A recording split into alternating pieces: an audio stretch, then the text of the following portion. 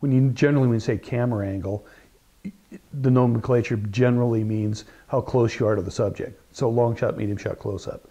Angle of the camera is basically, is it eye level, low, high, Dutch. Okay, so what you're trying to do is create meaning or add to the meaning of the scene with the angle of the camera. And it can be something really subtle. So normally, if you say, where do I put the camera height-wise? And the Hollywood answer is whoever has the highest number on the call sheet, which means that's usually the highest paid actor or the most important actor. Okay, eye level to that person. So now if you go up in generally, you're making that character diminutive. And then if you go low, of course, then the character in theory looks more powerful. Okay, now however, everything's relative. You can really alter the audience's perception by the lens selection. And again, emotionally, you can, by the way the camera moves in, out, left, right, subtly change how the audience is feeling about it. And again, when you add that to the angle of the camera, so tracking shot low, tracking shot high, tracking shot eye level, all have slightly different feels to them.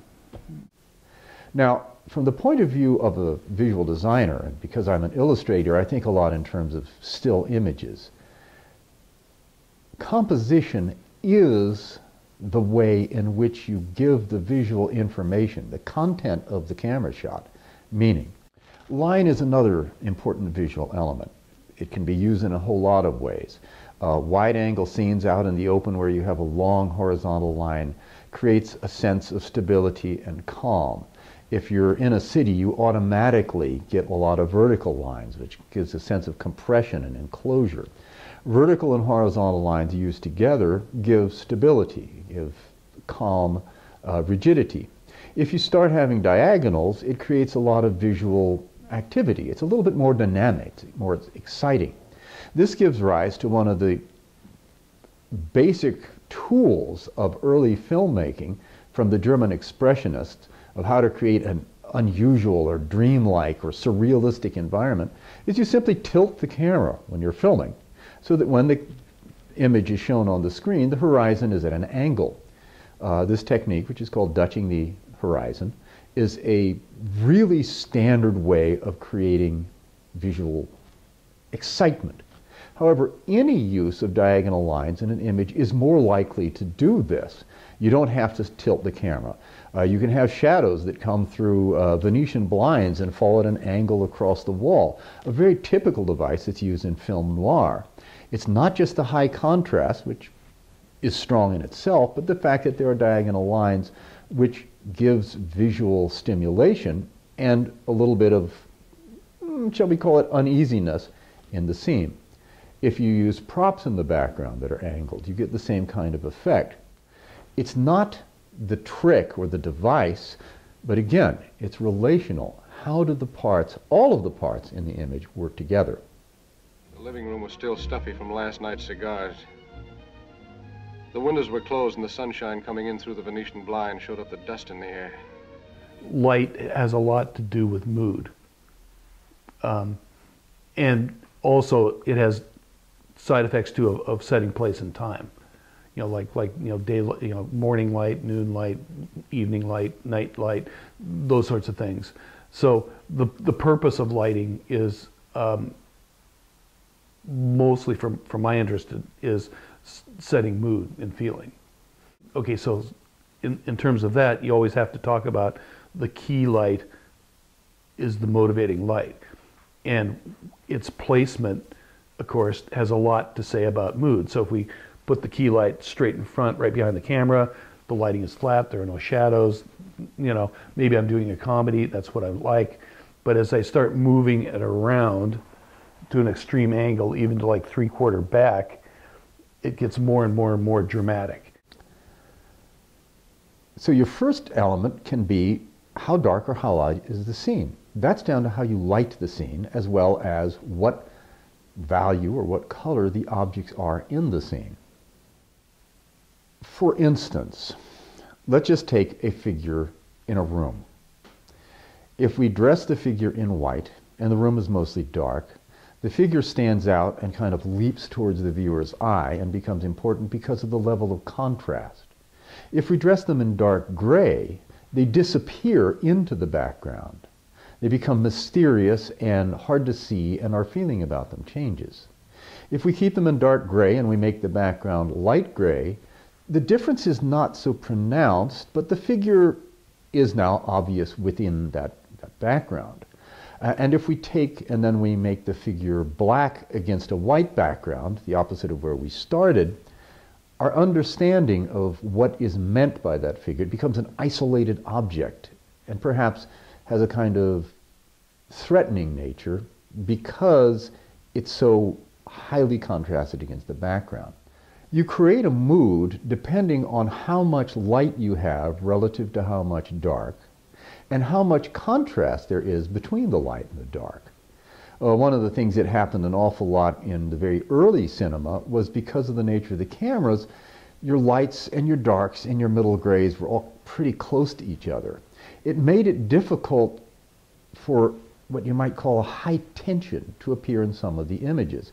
So the way that the filmmakers got around that was a lot to do about where you put the subject, how you lit the subject, and so forth, and also how you dressed your characters.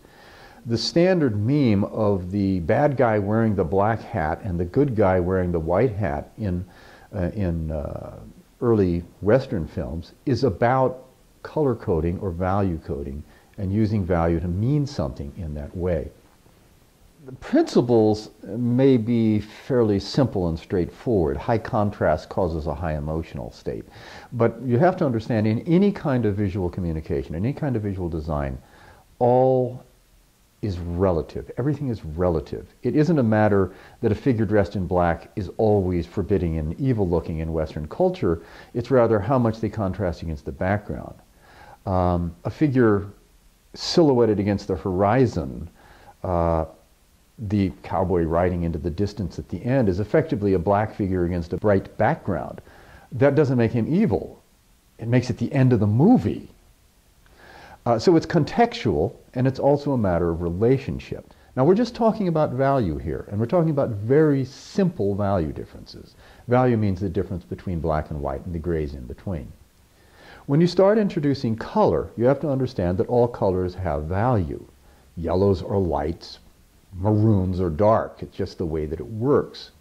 But you add a different level of understanding, a different level of emotional response when you put color into it. Color is in itself extremely complicated. In simplest terms, color is four-dimensional. All right? All color has hue, the redness, the blueness, the yellowness, etc. All color has value, how dark, how light it is. All color has saturation, how intense the color is, how pure. And then the fourth dimension is color, and how we perceive it changes relative to the other colors around it. Now, we do use color in Western society especially, or rather we use collections of color, relationships of color, to imply emotional states or to give, shall we call it, nothing more than moods. The people who are particularly good at using this kind of stuff are advertisers. Now, there are basically four pitches, four ways in which you use color to sell a product or sell an idea or to tell a story. And interestingly enough, I group them with S's. There's snob appeal, slob appeal, sob appeal, and sex appeal. These are pretty basic ways of dividing society. The first two, snob appeal, slob appeal, upmarket, downmarket. Sob appeal, emotional approach. Sex appeal, well, that's pretty self-explanatory. So those colors exist, if you like, as a set for setting a mood. But you can also play around with them. You can take the upmarket, lush colors and desaturated browns and mahoganies, as it were, and then you start sticking in a bright red, white, and blue flag, and you get a kind of jarring, an unexpected thing, which in itself, it's the impact. It's the relationship that starts making the emotional response.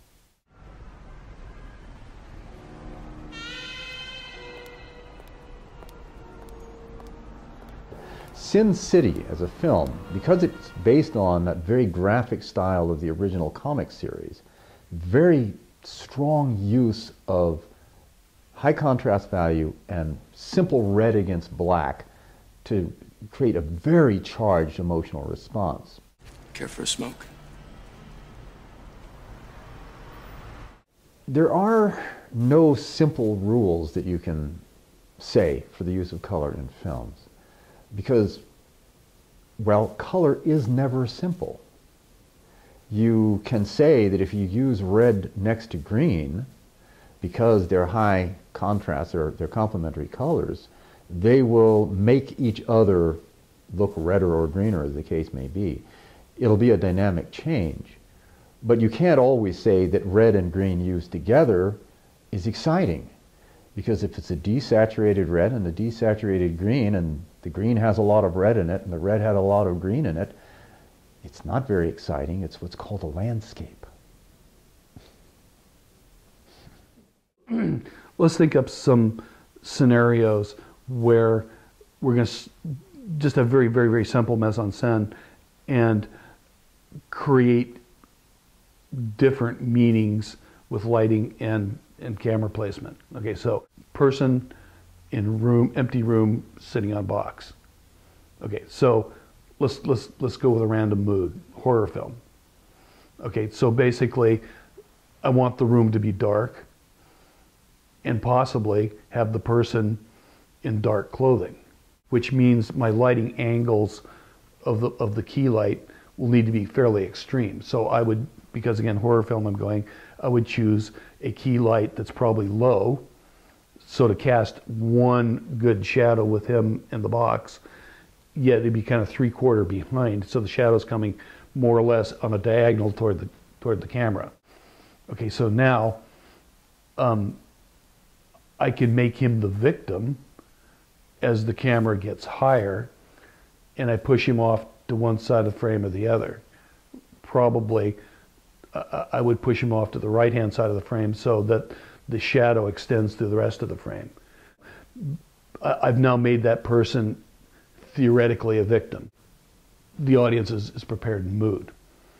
Okay, so now I can take that same scene and same lighting and now low camera angle and move it off to the left, so I'm kind of almost shooting into the light, so the person is coming right toward me and the diagonal is coming right toward the camera.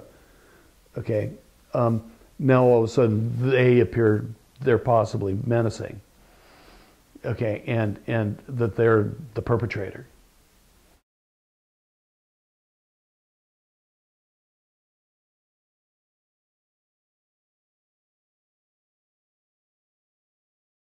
If you have me set up in front of the camera the way I am now, you read the picture one way.